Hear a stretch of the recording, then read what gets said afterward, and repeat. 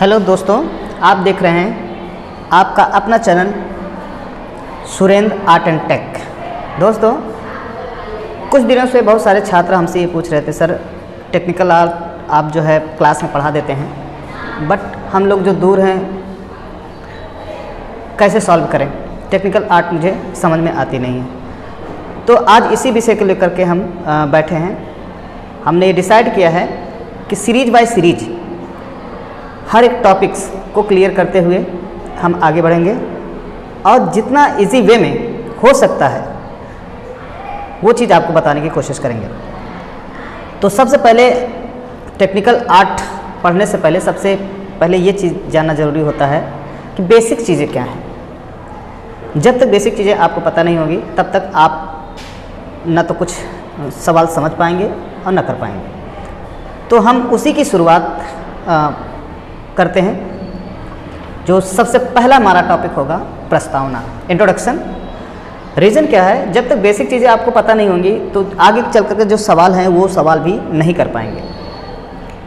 तो आज हम इसी टॉपिक्स को लेकर के बैठे हैं और सीरीज बाय सीरीज हम आपको ये इंट्रोडक्शन जो चैप्टर है वीडियो अपलोड करेंगे, आप लोग देखिएगा। और भी चीज़ देखने से पहले इंट्रोडक्शन समझिएगा, उसके बाद फिर सवाल पे जाइएगा। तो चलो शुरू करते हैं।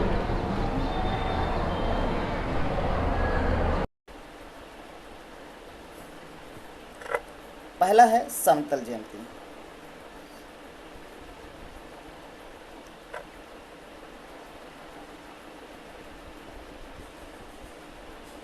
दूसरा है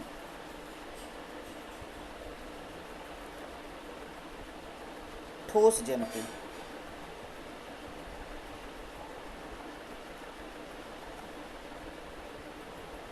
ज्यामिति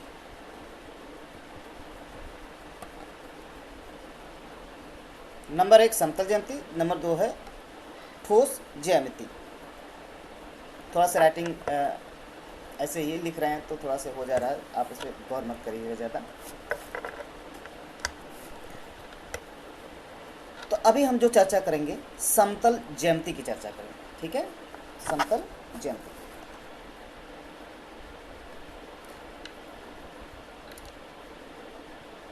समतल ज्यामिति, ज्यामिति। समतल ज्यामिति को भी निम्न 2 वर्गों में विभाजित किया गया। कौन कौन से हैं वो? नंबर 1 है आपका प्रमेय और दूसरा है आपका निर्मेय, यानी जिसकी हम रचना करते हैं, निर्मेय। ओके, निर्मेय। तो प्रमेय में क्या होता है, निर्मेय में क्या होता है, पहले ये जान लीजिए। प्रमेय के द्वारा विभिन्न आकृतियों से संबंधित तथ्यों को तर्क के द्वारा सिद्ध किया जाता है। यानी जो भी चीज़ें होती हैं वो तर्क के द्वारा सिद्ध किया जाता है। किसके द्वारा? तर्क के द्वारा, तर्क के द्वारा। ओके। और निर्मेय में क्या होता है? निर्मेय के अंतर्गत दी गई मापों के अकॉर्डिंग, दी गई मापों के अनुसार विभिन्न ज्यामितीय आकृतियों की रचना की जाती है, ठीक है। जैसे कोई त्रिभुज बनाना हुआ, कोण बनाना हुआ, एंगल्स बनाने हुए, ये सारी चीज़ें निर्मेय के अंतर्गत आती हैं, ठीक है। तो नंबर हमारा समतल ज्यामिति में ये क्लियर हो गया कि प्रमेय और निर्मेय। प्रमेय में तर्क के द्वारा और निर्मेय में क्या होता है? रचना की जाती है, ठीक है। निर्मेय में क्या है? हम रचना करते हैं, ठीक है। अब आता है ठोस ज्यामिति, ठीक है। ठोस ज्यामिति की चर्चा कर लेते हैं। ठोस ज्यामिति, ज्यामिति। ठोस ज्यामिति के अंतर्गत ठोस आकृतियों जैसे घन, घनाभ, बेलन, शंकु, पिरामिड तथा गोले इत्यादि का अध्ययन किया जाता है, ठीक है। ठोस आकृतियों में 3 विमाएँ होती हैं: लंबाई, चौड़ाई, ऊंचाई अथवा मोटाई। यानी ठोस क्या होता है? बिल्कुल ठोस होता है, यानी खोखला वो नहीं होता है। जैसे घन कैसे बनता है, एक बार घन दिखाते तो घन कैसा होता है। घन आपका लाइक दिस, ये क्या है, ये आपका घन हो गया, ठीक।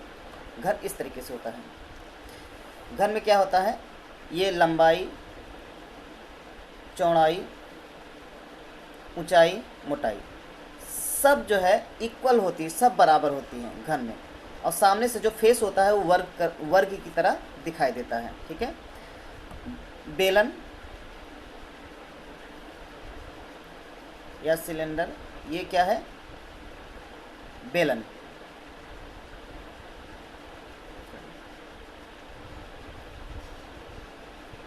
ठीक है, बेलन। और शंकु, ये आपका शंकु में क्या होता है, ऊपर की जो जैसे जोकर की टोपी होती है उस तरीके का होता है, नीचे का जो है एक सेंटर होता है, यानी ये समकोण होता है। ये समकोण एक एंगल होता है, त्रिभुज होता है। त्रिभुज को अगर बराबर मात्रा में घुमाई जाए, इस तरीके से राउंड राउंड घुमाया जाए तो शंकु का निर्माण करता है। जैसे सेट स्क्वायर होता है, सेट स्क्वायर में एक तरफ एंगल जो है आपका 90 अंश का होता है, अगर उसको बराबर तरीके से घुमाया जाए तो आपका शंकु बन जाएगा। और इसमें क्या है, एक स्केल को बराबर तरीके से घुमाया जाए आयत को, तो ये आपका बेलन की तरह बन जाएगा, ठीक है। फिर आता है पिरामिड। पिरामिड, ठीक है, ये आपका हो गया पिरामिड। ये क्या था, शंकु था, लिख लेते हैं यहाँ पे पहले शंकु, ये आपका शंकु हो गया। और ये क्या है, पिरामिड, पिरामिड, ठीक है। ये फिर एक और बच रहा है आपका गोल।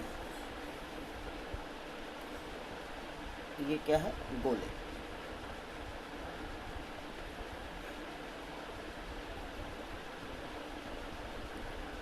इसको हम गोले बोलते हैं, ठीक है। ये पिरामिड है। पिरामिड में क्या होता है, जो फेसेस होते हैं वो त्रिभुज में होते हैं और एक नोक पे आकर के मिलते हैं। और नीचे के आधार जो है वो वर्ग में भी हो सकता है, आयत में हो सकता है, यानी किसी भी आकार का नीचे का आधार हो सकता है। बट जो बिंदु होते हैं वो एक बिंदु पर, जो नोक होते हैं उनकी एक बिंदु पर आकर के मिलती हैं, मीन्स यहाँ पे, ठीक है। तो ये है पिरामिड, ठीक है। अभी सब समझ लीजिए, ओके। ये तो हुई आपकी ज्यामिति के बारे में, मैंने बता दी आपको कि ठोस क्या है, घन क्या है, बेलन, शंकु, पिरामिड, ये सब क्या चीज़ें मैं बता दी। अब आते हैं उस टॉपिक पर जिसपे बहुत सारे बच्चों को ये पता नहीं होता है कि चादा में क्या क्या चीज़ें होती हैं, स्केल्स में क्या क्या चीज़ें होती हैं। तो हम हल्के से उसकी भी चर्चा कर लेते हैं, ओके। तो सबसे विभिन्न ज्यामिति यंत्र तथा उनकी प्रयोग विधि, ठीक है। विभिन्न ज्यामिति यंत्र तथा उनकी प्रयोग विधि, क्या क्या चीज़ें होती हैं। पहला नंबर पे आता है पैमाना, यानी स्केल जिसे कहते हैं, पैमाना, ओके। स्केल्स, तो स्केल्स में क्या क्या चीज़ें होती हैं वो मैं बता देता हूँ आपको, ओके। दूसरा है प्रकार, पहले लिख लेते हैं फिर बताते हैं आपको। प्रकार, इसको हम कंपास भी बोलते हैं, ठीक है।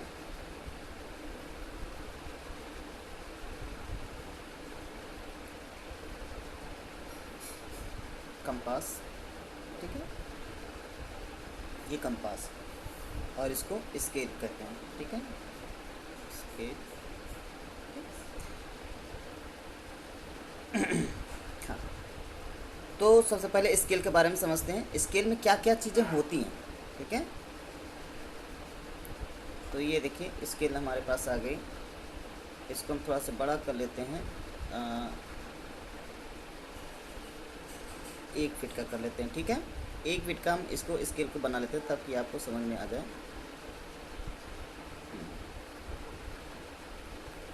ये ठीक है, जो बड़ी वाली स्केल होती है वो 1 फीट की होती है, बाकी जो ड्राइंग बॉक्स में स्केल्स होती है वो छोटी होती है। तो स्केल में इस साइड वाला जो होता है, इधर वाला, ये सेंटीमीटर है।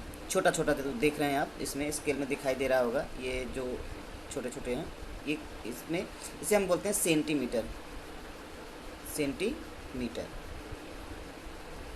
इस चीज़ को, ठीक है। और इधर वाले को हम बोलते हैं इंच। क्या बोलते हैं? इंच, ठीक है। ये जैसे ये डैश है, ये है, ये है, ये है, ये, ठीक है, ये सारे जो है इंच होते हैं। तो 12 इंच मिल करके, 12 इंच मिल करके क्या बनता है? 1 फिट, 1 फिट बनता है, ठीक है। और 30 सेंटीमीटर बराबर 1 फिट कह सकते हैं, या 12 इंच कह सकते हैं, 12 इंच कह सकते हैं, ओके। 12 इंच बराबर क्या होता है? 1 फिट हुआ, ठीक है। और 30 सेंटीमीटर बराबर 1 फिट भी बोल सकते हैं आप, या 12 इंच भी कह सकते हैं, ठीक है। देखिए इसमें जो है 12 है, ठीक है। यहाँ से देखिए 0 1 2 3 4 5 6 7 8 9 10 11 12, ये टोटल 1 फिट हो गया, यानी 12 इंच हो गया, ठीक है। और इधर वाला सेंटीमीटर देख रहे होंगे आप, जो छोटी वाली स्केल आपके ड्राइंग बॉक्स में होती है वो 15 सेंटीमीटर की होती है, यानी 6 इंच की होती है, वो एक प्रकार से आधा फिट की होती है। तो 1 फिट में कितना होते हैं सेंटीमीटर? 30 सेंटीमीटर। देखिए यहाँ पे ऊपर वाले पे, यहाँ देखिए, ठीक है, लिखा हुआ है 1 2 3 4, ये सारे, ठीक है। तो 1 सेंटीमीटर के बीच में, 0 से लेकर 1 सेंटीमीटर के बीच में 10 डैश होते हैं, ऐसे छोटे छोटे छोटे जो डैश बने होते हैं, ये टोटल 10 होते हैं। और इनके बीच में एक थोड़ा सा बड़ा होता है, यानी वो कितना होता है? आधा सेंटीमीटर, यानी 0.5 होता है वो। जैसे 0 से लेकर के 1 के बीच में देखिए एक छोटा सा डैश होता है, जो छोटे छोटे डैश से बड़ा होता है, तो वो क्या होता है? वो 0.5 यानी आधा सेंटीमीटर हम उसको कंसिडर करते हैं, कहते हैं, ठीक है। ये हो गई। तो ये इस सबसे जो छोटी दूरी होती है वो आपका मिलीमीटर होता है, ठीक है। और सबसे मापने की सबसे बड़ी जो दूरी होती है वो किलोमीटर होता है, ठीक है।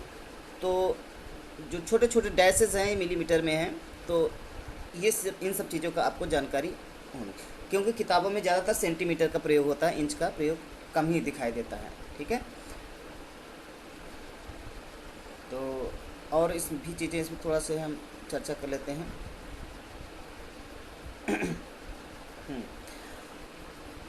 1 मीटर में कितना इंच होता है ये समझ लीजिए। कितने इंच का 1 मीटर होता है?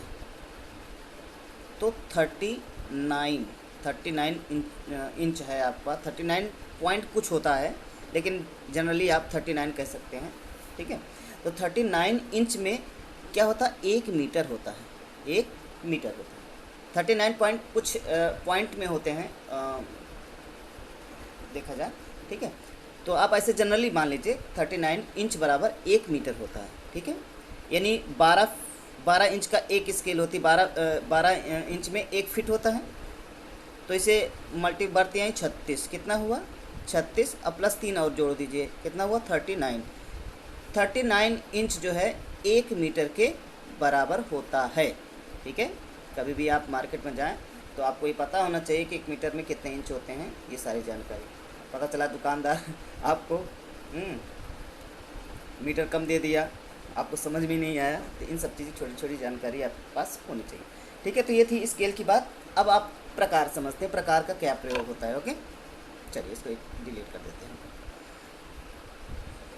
चलो भाई, कंपास, ठीक है, ये आ गया हमारा कंपास, ठीक है। कंपास जो होता है,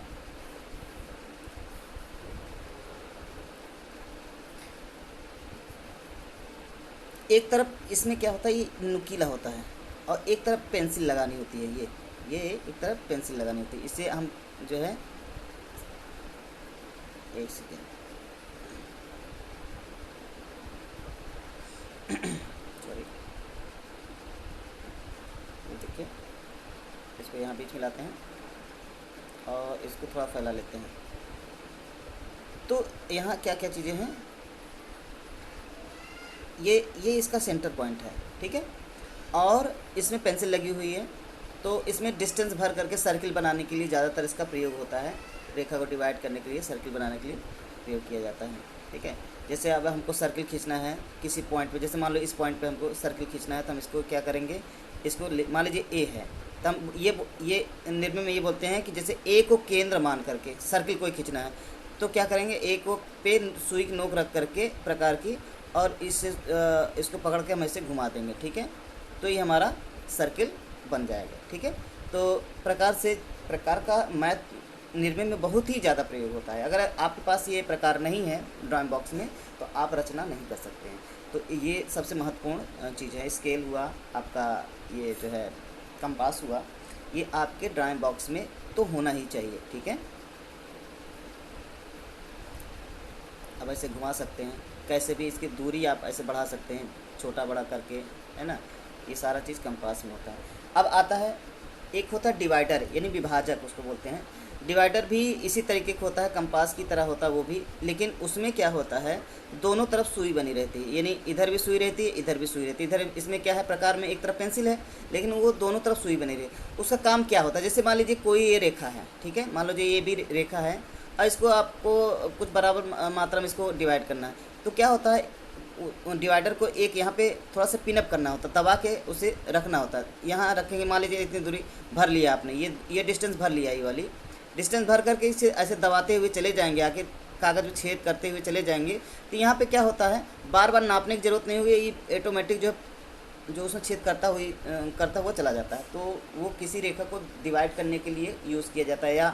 या मान लीजिए आपको जैसे सर्किल है, सर्किल में आपको बनाना है षष्ठभुज बनाना है, तो ठीक है, जिस त्रिज्या से आप खींचे थे उसी त्रिज्या को भर करके और काटते चले जाइए, ठीक है। जैसे एक यहाँ कट गया, एक यहाँ कट गया, एक यहाँ कट गया, एक यहाँ कट गया, एक यहाँ कट गया, एक यहाँ, और इनको ऐसे मिला दीजिए, ठीक है, इस तरीके से, है ना। काटना नहीं है, तो डिवाइडर से तो सिर्फ पिनअप करना होता है, प्रकार से उसे दबाना होता है, ठीक है, सॉरी।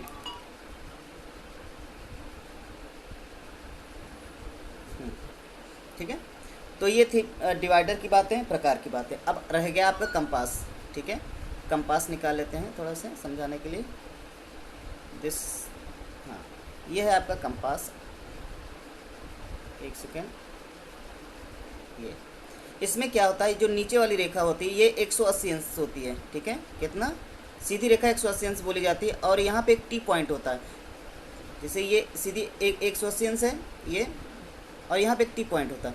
टी पॉइंट जो होता है ये वाला, ये 90 डिग्री का होता है। कितने अंश का, देखो यहाँ पे क्या है, 90 अंश है, ये आप दिखाई दे रहा होगा, ये क्या है, 90 अंश।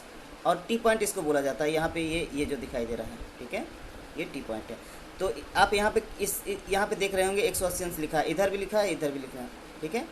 तो ये इसका प्रयोग एंगल बनाने के लिए किया जाता है, ठीक है।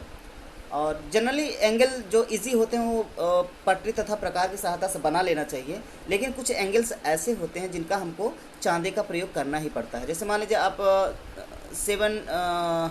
71.5 का आपको एंगल बनाना है, ठीक है। तो अब इसमें थोड़ा दिक्कत हो जाएगी आपको बनाने में, है ना। तो फिर वहाँ पे क्या है, चांदे का प्रयोग किया जाता है, ठीक है। आप वहाँ पे प्रोटेक्टर को प्रयोग करेंगे, चांदी का प्रयोग करेंगे। इसमें आप देख रहे होंगे 0, 10, 20, यहाँ से देखिए इस जगह से 0, 10, 20, 30, 40, 50, 60, 70, 80, 90। 90 में क्या होता है, ऐसा एंगल होता है, 90 अंश जो होता है वो 180 अंश को दो भागों में डिवाइड कर देता है, लाइक दिस। जैसे ये 90 इधर हो गया और 90 इधर हो गया, दोनों साइड, है ना।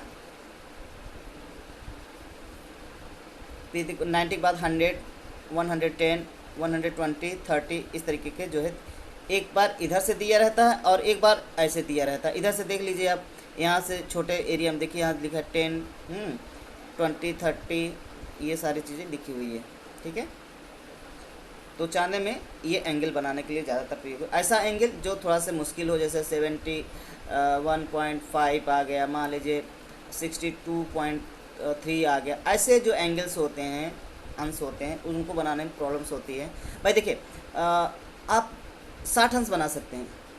60 ऐसे होता है, 60 का आधा कर देंगे 30 हो जाएगा, ठीक है। 30 का आधा कर दीजिए 15 हो जाएगा। तो ये एंगल तो आपको पट्टी तथा प्रकार की सहायता से बन जाएंगे। बट जो कुछ एंगल जो होते हैं, जैसे ये है, वो जो है आपको चांदे से ही बनाना पड़ेगा। ओके, तो चलिए, तो चांदा हो गया। और एक चीज़ और होता है सेट स्क्वायर। आपके ड्राइंग बॉक्स में आप देखते होंगे सेट स्क्वायर। आपके ड्राइंग बॉक्स आप कभी सोचे भी नहीं होंगे कि इसका क्या प्रयोग है क्या नहीं है ना। तो वो सेट स्क्वायर ऐसे होते हैं, हम थोड़ा सा बना के आपको दिखाते हैं। एक तो ऐसे होता है, ठीक है, और एक जो है आपका कुछ इस तरीके का होता है, ठीक है। तो इसमें आप देखिए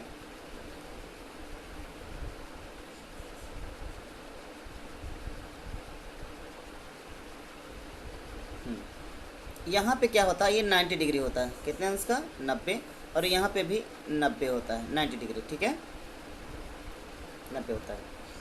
तो इनका प्रयोग जो है, इनका समानांतर रेखा खींचने के लिए प्रयोग किया जाता है। किसके लिए? समांतर रेखा खींचने के लिए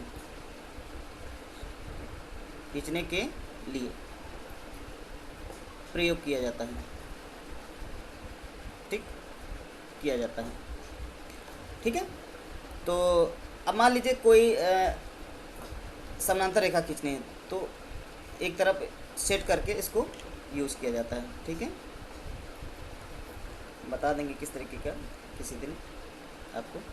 तो ये हो गया आपकी बातें। अब जो है आगे बढ़ते हैं, ठीक है। पेंसिल भी ध्यान रखना चाहिए। पेंसिल भी आपको, अगर आपके पास एच पेंसिल है, 2H है, तो निर्मे के लिए बेस्ट पेंसिल है, निर्मे के लिए बेस्ट है, ठीक है। H मीन्स क्या होता है? हार्ड। H मीन्स क्या होता है? हार्ड। और H के सामने जितने भी संख्या लगती जाएगी वो उतने ही हार्ड होती चली जाएगी। कभी कभी क्वेश्चन से पूछ लेता है, TGT PGT में पूछ लेता है कि कौन सी पेंसिल हार्ड होती है, तो हाँ ऑप्शन आपको रहेगा H रहेगा, 2H रहेगा, फिर यहाँ 6B रहेगा, 8B रहेगा, ऐसा पूछ लेगा। तो जिसे आप नहीं पता है तो जो है नहीं जानता है, तो सबसे हार्ड पेंसिल आप 2H, यानी H अगर लगा हुआ है उसके सामने संख्या जितनी भी लिखी रहेगी उतनी वो हार्ड होती चली जाती है, ठीक है। तो एक्चुअली होता क्या है, जैसे निर्मे में क्या होता है, अगर हम सॉफ्ट पेंसिल यूज़ करेंगे तो बहुत जल्दी से घिस जाता है और वो मोटा हो जाता है, तो कायदे से उसकी माप सही से नहीं आ पाती। तो एच जो पेंसिल होती हैं वो थोड़ा सा कड़ा होता है, उसको बारीक नोक उसकी बनी रहती है, जल्दी से नोक उसकी जाती नहीं है, ख़राब नहीं होती है, ठीक है। तो आपको टेक्निकल के लिए, प्राविधिक के लिए आपको एच पेंसिल यूज करना चाहिए, और अभीष्ट रेखा खींचने के लिए आपको HB यूज करना चाहिए। अभीष्ट रेखा, देखिए रेखाएं कितने प्रकार की होती हैं हम आपको थोड़ा समझा देते हैं, इनका भी प्रयोग आपको करना है। जैसे ये क्या है? ये सहायक रेखा है, ठीक है, ये सहायक रेखा है, ये भी सहायक रेखा है, ठीक है। अभीष्ट रेखा कैसी होगी? अभीष्ट रेखा थोड़ा से बोल्ड होगी ऐसे, ठीक है। तो अभीष्ट रेखा का प्रयोग कहाँ किया जाता, पहले ये समझ लीजिए। अभीष्ट रेखा वो रेखा होती है जिसकी हम रचना करते हैं। कोई निर्णय जब हम बना, जैसे मान लीजिए आयत के क्षेत्रफल के बराबर वर्ग बनाइए, यानी आयत के क्षेत्रफल के बराबर क्या बनाना है? वर्ग। तो वर्ग जो हम बनाएंगे तो वो क्या है? अभीष्ट रेखा में रहेगी, ठीक है, अभीष्ट रेखा में रहेगी, ताकि जब एग्जामिनर देखे तो तुरंत समझ जाए, इस रेखा से ही पता चल जाए, मोटी रेखा से ही पता चल जाए कि जो है आपने रचना किसकी गई। और ये जो रेखाएं हैं इनको हम सहायक रेखा बोलते हैं। क्या बोलते हैं? सहायक रेखा, ठीक है। तो किसी भी रचना करने के लिए इसका भी प्रयोग करते हैं, इस ऐसी रेखा का प्रयोग। लेकिन जिस चीज़ की रचना की जाती है उसको हम जो है ये वाली रेखा बोलते हैं, अभीष्ट रेखा, ठीक है। तो 3 टाइप की रेखा हैं। अभीष्ट रेखा भी क्लियर हो गया आपका, और सहायक रेखा क्या होती है वो भी क्लियर हो गया। ओके, चलिए, ठीक। नेक्स्ट वीडियो में हम चर्चा करेंगे ज्यामिति कला में प्रयुक्त शब्दों की परिभाषाएं। ज्यामिति कला में प्रयुक्त, ज्यामिति में प्रयुक्त शब्दों की परिभाषाएं। परिभाषाएं। ठीक है, तो ये हम नेक्स्ट वीडियो में चर्चा करेंगे। तब तक के लिए धन्यवाद। वीडियो को शेयर करिए, अपने दोस्तों से बताइए ताकि वो भी लाभ ले सके इसका। थैंक यू बहुत बहुत बहुत धन्यवाद वीडियो देखने के लिए।